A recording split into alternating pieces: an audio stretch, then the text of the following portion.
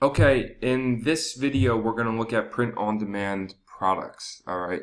I've been having a lot of people ask about print-on-demand and just for some basic training and some guidelines. And I think this is going to be really good as a solid introductory level look at selling with print-on-demand. Okay.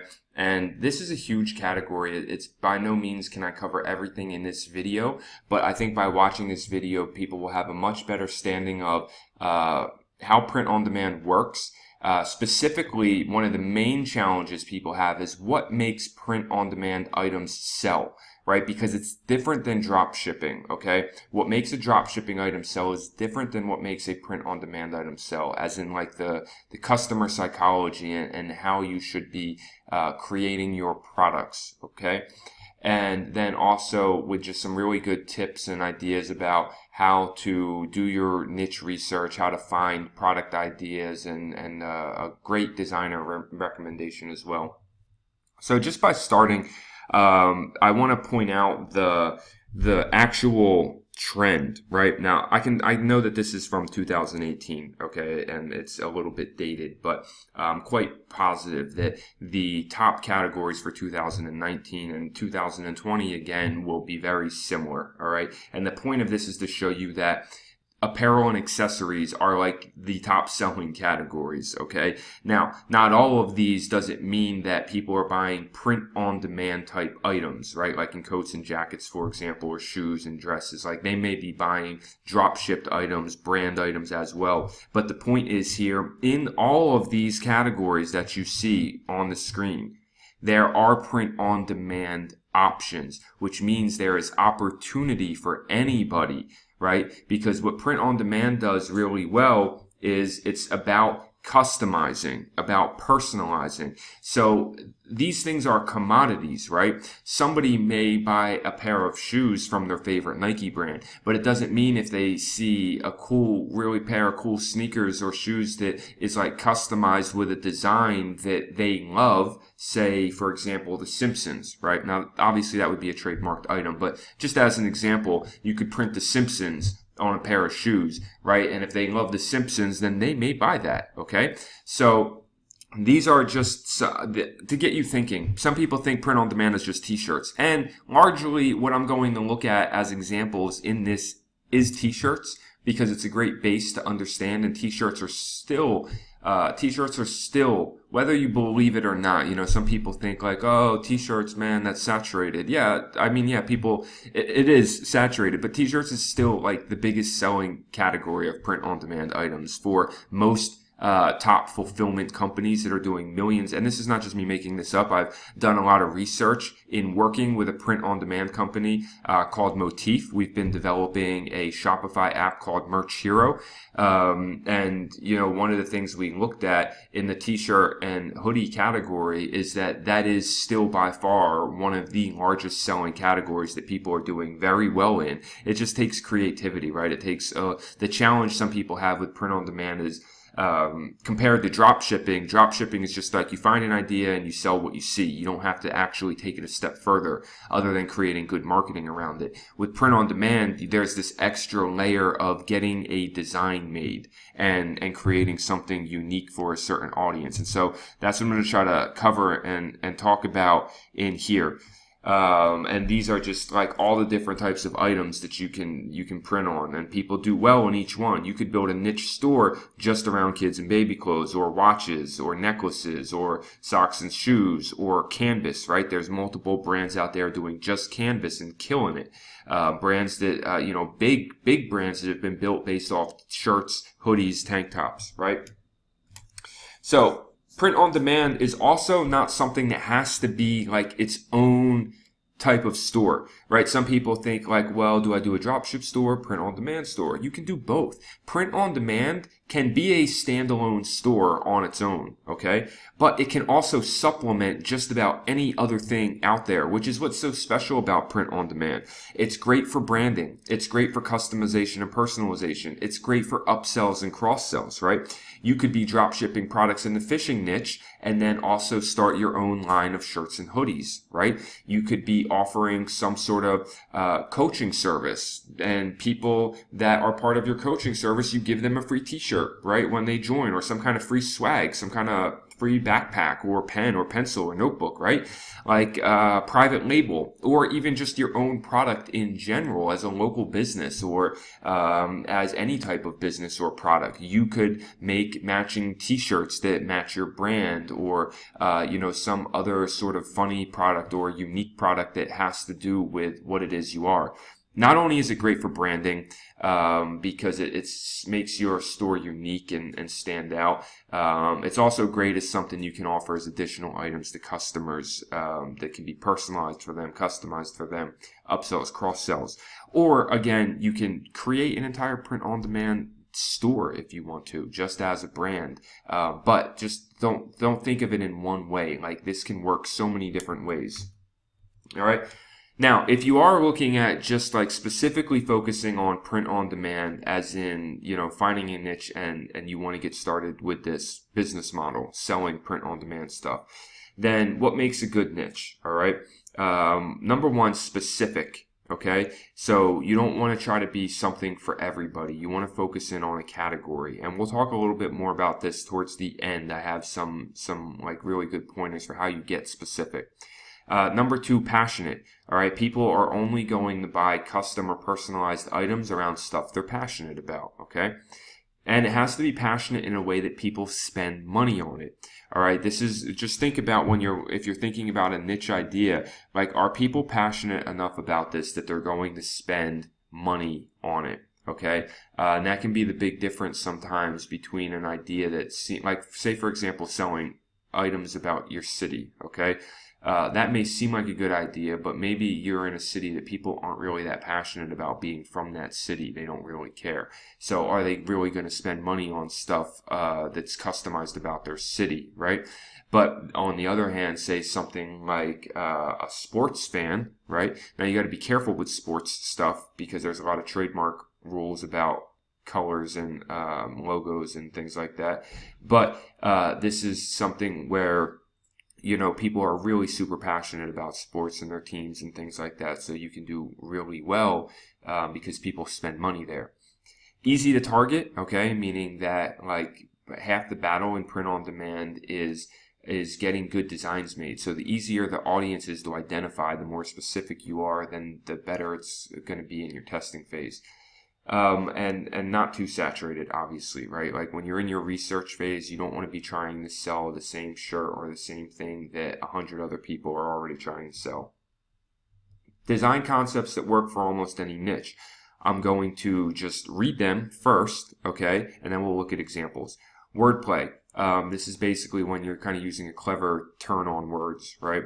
Inside jokes and humor is always good. This does really well with hobbies and with sports and stuff.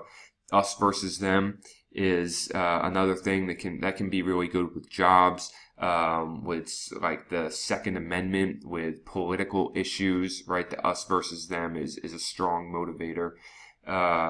Pride and heartfelt. Okay, the heartfelt stuff can be super corny sometimes, but there is a major audience of people that, especially as gifts, right? Like the family niche, when you're buying it as a gift from, say, like the grandpa shirts, or the to my daughter or to my son, or never, like all these types of shirts that are out there that have been done over and over again, all based on that heartfelt type of idea.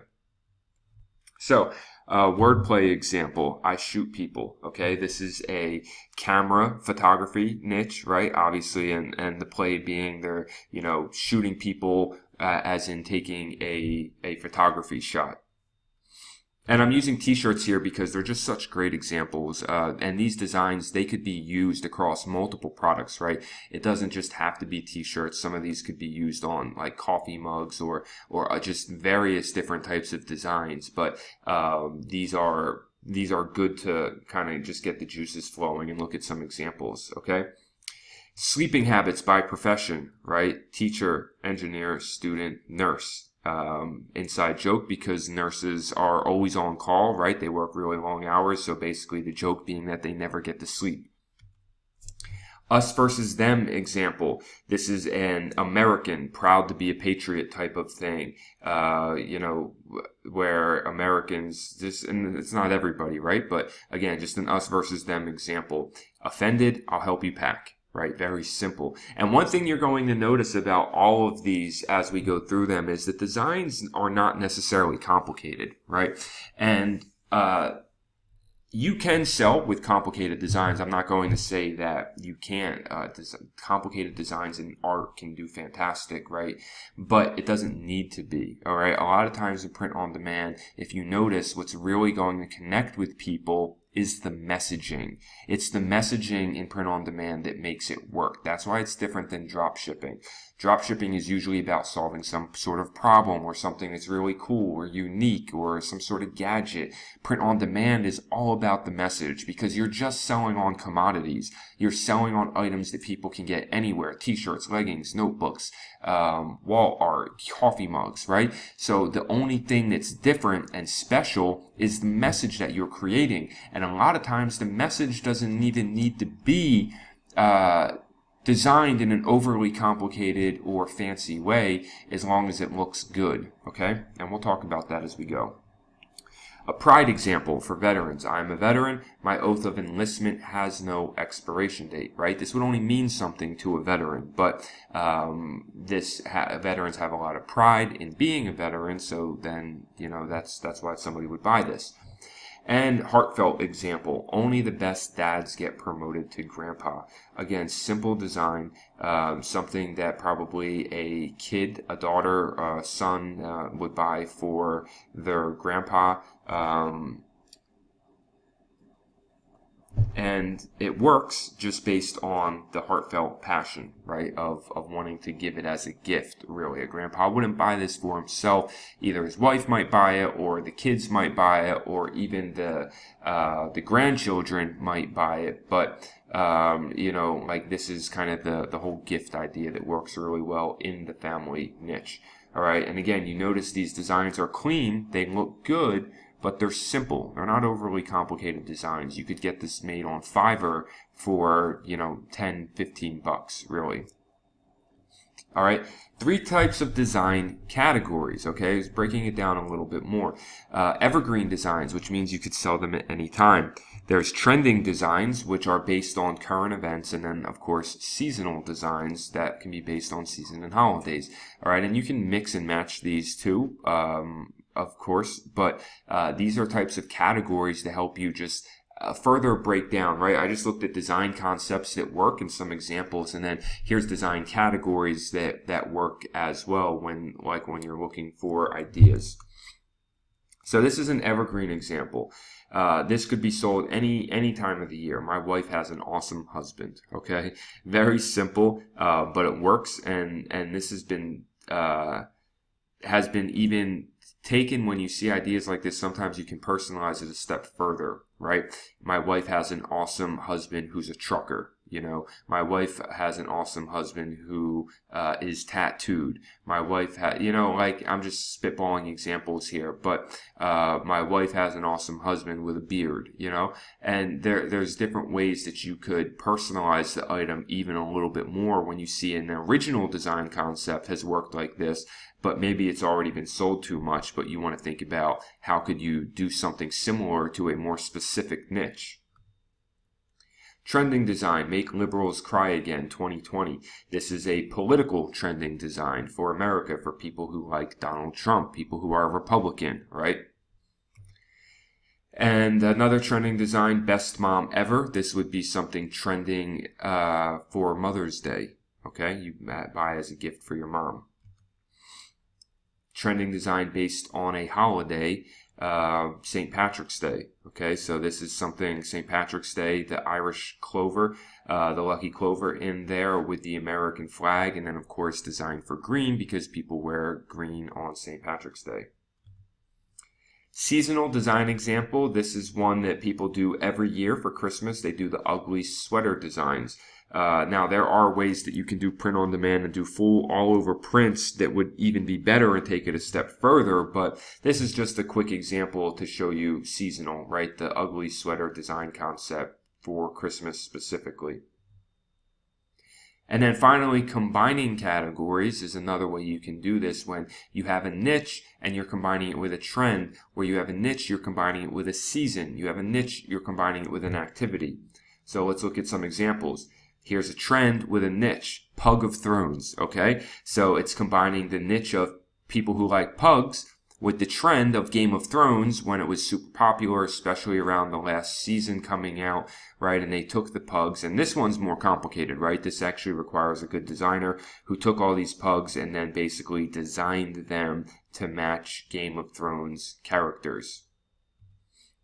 Niche plus season. I just want to bake stuff. That's the niche, baking, and watch Christmas movies all day. All right. So seasonal being the Christmas movies. And again, when you see stuff like this, your mind can be thinking about how you could apply this, right? The bake stuff and Christmas movies could kind of be intertwined with different stuff, right? Like I just want to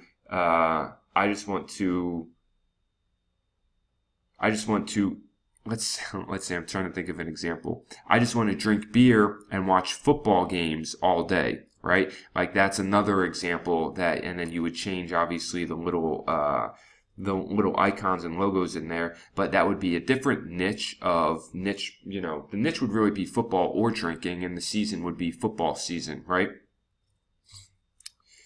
Niche plus activity, okay, hiking and pizza.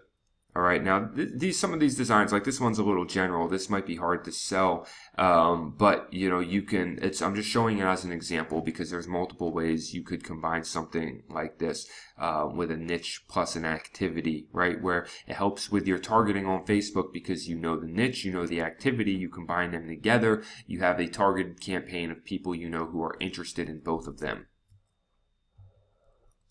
3 questions for concepts that sell. So basically, a challenge that a lot of people have when they're getting designs made is, you know, just understanding stuff that sells, right? So here are 3 questions you can ask when looking at ideas and looking at designs to understand. Number 1, will they connect with this, they being the audience, the intended niche? Will they connect with this item on an emotional level?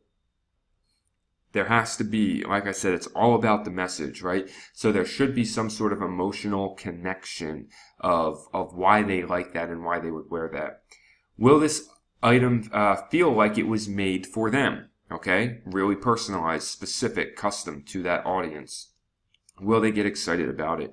Another way of saying, will they actually spend money on this, right? They might feel it was made for them, but if they're not excited about it, then they're not going to spend money on it, right? So if you can say yes to all 3 of these questions when you're looking at a design idea, then it's a good idea. It's something that you can move forward with. Now, where to find ideas, okay? Pinterest is a great place to find ideas. And we're gonna, let's see if we can open up some examples here. All right, so looking in Pinterest now, excuse me. So now the way Pinterest works is it's generally going to customize to your niche. So I have looked before in the veterans niche, and I have a case study store. Actually, I'll try to include in somewhere else in Ecom Empires Academy. And so anyway, Pinterest, you can come in and Pinterest has changed over the years. They used to show like as soon as you hovered over something whether or not it had a lot of pins.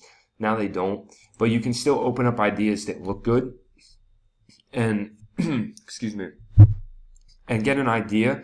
And also look at other ones that come up, right? So Pinterest can be great because they give you can see like a lot of these, the way that they are made as good t-shirt design ideas, right? Now we're going to talk about finding a designer in the end, but so the niche here being, I mean, this niche would be kind of like a warrior soldier battle, even veterans maybe type niche. Like this could be, for example, it doesn't always even have to be exactly as you see it. So this is a cool idea in the sense of Knight Templar, okay, which may have a niche of its own out there, but you could do this as a soldier, right? And have a designer, instead of having a soldier here kneeling over, instead of a knight here kneeling over, have a soldier kneeling over, right? And then your audience would be soldiers who are also religious, right? There's many categories for religion on there. Christianity, Catholicism, a bunch of them, right? I don't need to go into depth. Those two alone are huge. Crossed with veteran and soldier could already be a good niche for something to turn this design into, okay? So you're looking at that as a way of finding ideas in Pinterest, okay? And there are ways to sort by pins using something like sortingsocial.com. Can sort by repins, but you can still come in here and just look, and then when you're in a category, you'll get like ideas. You can even come to the store, like I can see this is something, oh, their store's not available.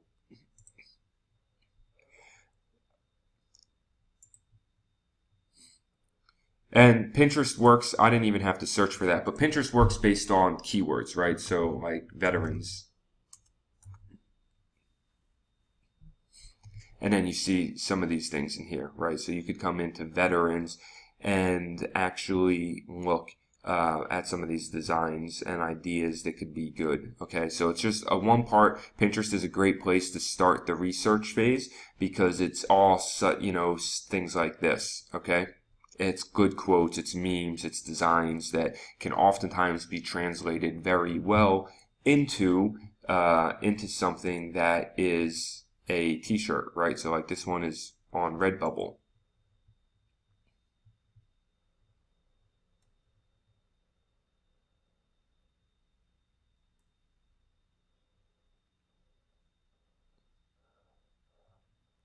Taking a long time to load. But anyway, you get the idea, okay? So Pinterest is one place to find ideas. Etsy is another, all right? Sorting Social, again, has a way to rank top things on Etsy as a paid way. But Etsy is a great place to find ideas, okay? And I've used this time and time again because there's so many good stuff. There's so much good stuff on Etsy, and yet it's still really underutilized as a research and a selling platform. And so you can come here and say, again, let's say we're looking at veterans shirts. Because a lot of times these people who are selling on Etsy are only selling on Etsy. They're not actually advertising this stuff anywhere else. And they might be, but chances are a lot of times they're running ads on Etsy, right? And they haven't, they're not doing it somewhere else. So coming through here, you can just look for ideas. And the ones that show good reviews are obviously ones that are worth paying attention to, but it's also, you have to really look at it with a grain of salt, because like if I look at this one, okay, 610 5-star reviews, but if I open the product itself, the reviews are for the entire store, Bradley's Custom. It's not necessarily just for this shirt. Prices are showing up in PHP again because I am in the Philippines. So you'll see like the reviews at the bottom are for the entire store, not just for that item. But if you do happen to see that there are a ton of reviews showing up for that item, that's great.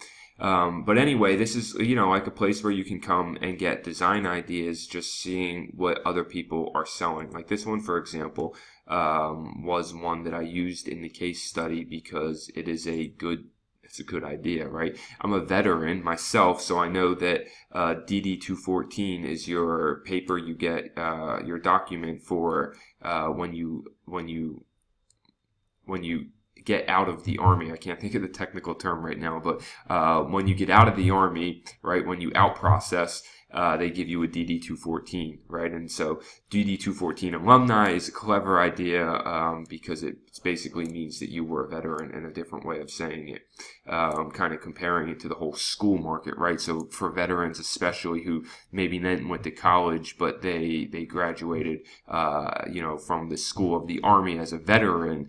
So anyway, that's the idea behind it. So it's a good idea for that niche, and I used it, and I found that idea here on Etsy. And see, you can actually see here that there are reviews of people who bought this item and loved it. So even more of a great indicator that this was a good one. And I believe it would work both for women and men, but you can see that this one's kind of targeted towards women veterans. All right. So Etsy is a great place that you can get ideas, again, just from keyword searching.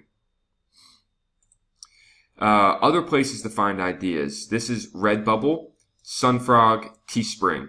Okay, these are all places that are basically marketplaces of people who are, they're open source marketplaces, right? Where Redbubble is basically the platform, and then they have all these categories, and artists just come here and load their designs to their platform to sell. Okay, so you can look at the categories, right, and then break it down into different things that you want to look at of items that you could sell, design ideas, and there's so many great ideas and inspiration you can get just by coming to sites. And I'm not going to go through it all, right, because this is just what you should do. I'm just letting you know about the sites in case you didn't already know about some of these sites like Redbubble, like Teespring. Oh, T-Spy, by the way, is a great research tool, but what I want to show you right now is Teespring. Teespring has kind of fallen. T-Shirt Gang is another one you could look at. Teespring's kind of fallen off a little bit in recent years, but there's a lot of cool stuff on here by categories, so you can look at the different types of categories. Again, you can break it down into different types of items and see what people are uploading to Teespring. And you can search by keyword on these items too, and it's not just t-shirts, right? They have leggings and they have other types of things, but you can search by keywords on here to see what comes up in certain categories, right? So this actually looks like it could be a cool design idea.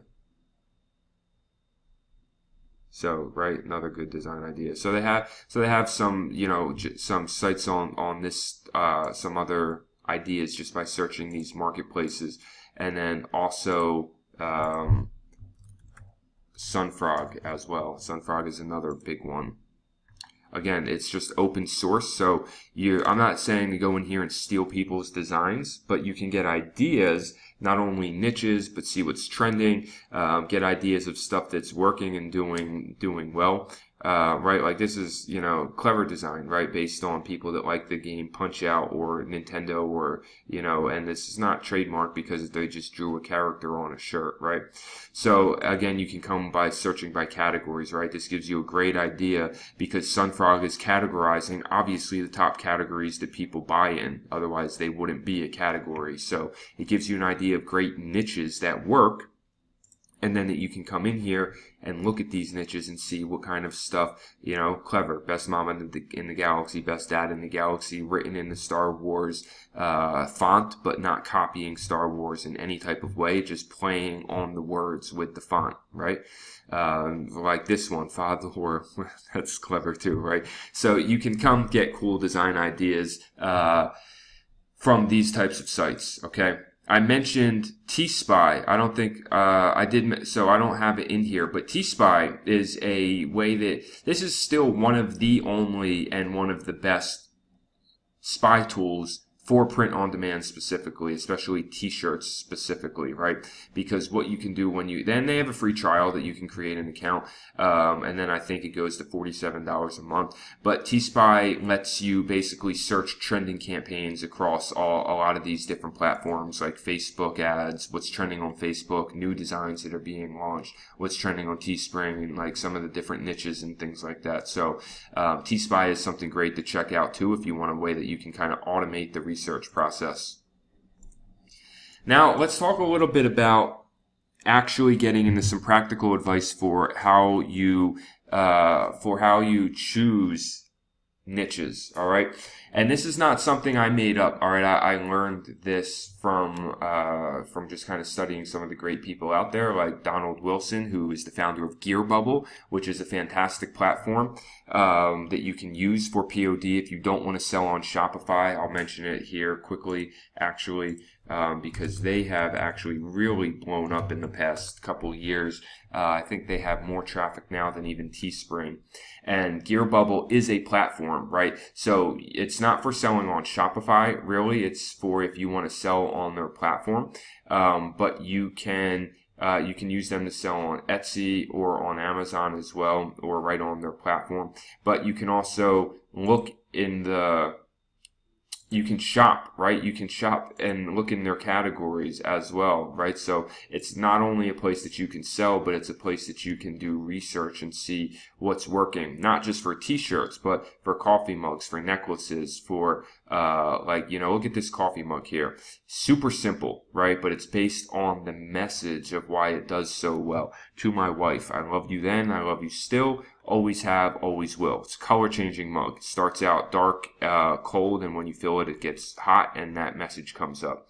Okay, and so really, really great place to get inspiration and ideas to see what type of stuff works on different types of items. Okay. Now, in talking about doing your research, your niche research to actually find these ideas. Okay, there's basically two styles of niche. There are traditional categories that are interest-based, like dogs, cats, veterans, yoga, like all these major categories we were just looking at and talking about. Okay, that's your interest-based category. There's also demographics that define people and define niches. All right, this is like moms or a dad or a sister, people older than 35, people who live in a certain state, people who are married, people who are single, right? Like these demographics can break people into different categories also. So the idea here is using a combination of the two of them. And I'm going to show you how this research strategy can help you identify good niches to sell in. Best traditional niche categories. I talked about this in the last video as well.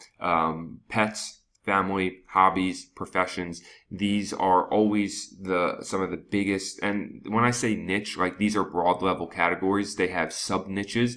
Like obviously pets could break down into farm animals, could break down into dogs and cats. And then even from there, dogs could break down into types of dogs like golden retriever or pug or a Labrador. Okay.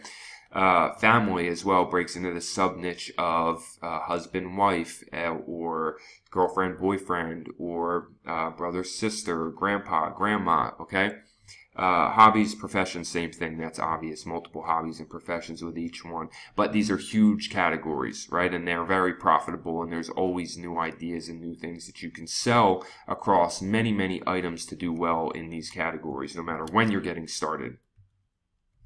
Where most people go wrong with print on demand is they try to just search by product first, and then, they create these products and then try to find people to sell them to. The better way to sell with POD when you're getting started is to identify who you are selling to first and then create products specifically for them. Because if you identify your audience first, you know who your audience is, so you remove that variable. And all you're trying to do now is cycle through product ideas until you find one that works. So when you know who you're selling to, it just becomes a matter of testing designs until your audience buys. And you're going to keep collecting data on that audience because your audience is the same, right? So you have this audience, you know who you're selling to, and you're going to be continually collecting data by testing new products until you're able to narrow in on something that works. Here's the strategy, okay? And again, I did not make this up, so I'm not taking credit for this. I'll credit Donald Wilson for this, but it's one of the best strategies I've seen for understanding print on demand. It helped me a lot, and I think it can help you a lot. All right, so choose a traditional passion-based niche like dogs, truckers, or nurses. Right, the traditional category. Then you choose a demographic that makes it more specific, so you understand exactly who you're selling to. Once you have a niche plus demographic, like the examples below, not just veterans, but veteran moms, or not just family, but married men, not just cats, but single women, not just truckers, but men ages 35 to 65, okay? So this helps you identify. And you could have multiple audiences, right? So not just veterans who are moms, or veterans who are women, but also veterans who are men ages 25 and above, right? You could have these multiple categories, but when you identify that niche plus demographic, now you know exactly who you are selling to. You're specific on your audience, and it's just a matter of getting designs made to test weekly until you find something that works, right? So family plus married men, your idea would be you are selling to married men. So mostly you're probably going to be selling gift ideas to get a wife, right? And so you could start testing different design ideas that you see that are meant to be given as a gift from a husband to a wife, maybe on necklaces, on coffee mugs, on t-shirts, right? And testing these different design ideas. And when you find a design that works in a category like family married men, then you could also test that design on a different product. So if it works on a coffee mug, it might work on a t-shirt, or it might work on a necklace, right? Different designs obviously will have application in different ways. Text designs tend to work really well based on shirts, necklaces, and also coffee mugs. And also, as another tip, right, is you can bundle these offers together or use them as upsells on your store. When you have somebody that buys a design for one, maybe they'll be interested in buying a design for another as well. Okay, so that's the basics on print on demand. It goes more in depth than that, right? I understand, but if you use that strategy and you use those resources to find items, then the next step is really just finding a designer who can get those items made based on the type of product that you want to put them on. There are many. I'm not going to say that this is the only one. There are many out there, but one that I recommend, one that I vouch for, one that I've used many, many times for multiple stores is T-Shirt Fella. A friend of mine named Adam Guballa. It's a design company that he built in the Philippines. They do not just do t-shirts. They started with t-shirts, so that's where they got their name. And they are primarily doing t-shirts, right? I'll be honest. But they are a full design company at this point. I've had them design my logos before. I've had them design t-shirts. I've had them design necklace designs. I've had them design ad creatives for me. So they are a full design company. And they can take basically any design idea you give them, right? Because the next step, once you've gone through the research phase, once you've identified your audience, okay, basically the next step is getting the design made. So you have to take the design to them. Best to go to them with examples that you've downloaded from Pinterest or Etsy or wherever you're getting your design ideas. You know, you send them the raw file copies and say, this is my idea, right?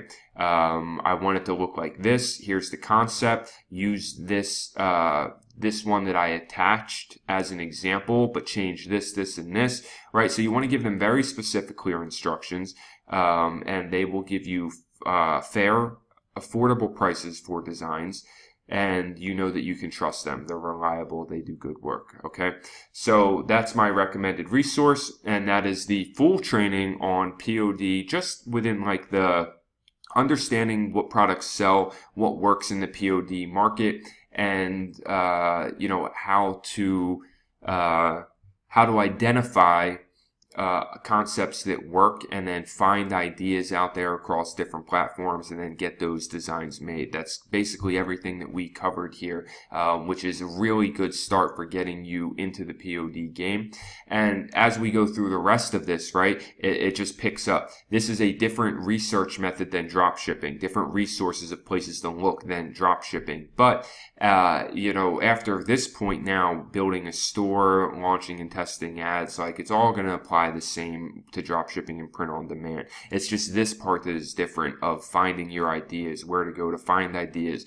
What is it that people, you know, really connect with in print on demand that makes them buy things?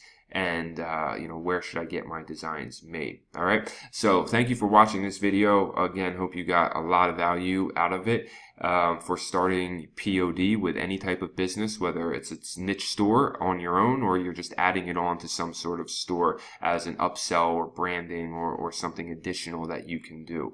And remember, print on demand is about if you are, as a final note, I'll say, if you are doing print on demand as your own store, it's important to have multiple items and offers, because selling on the front end, right? Like certain items sell better on the front end than on the back end, right? So like when I come up here,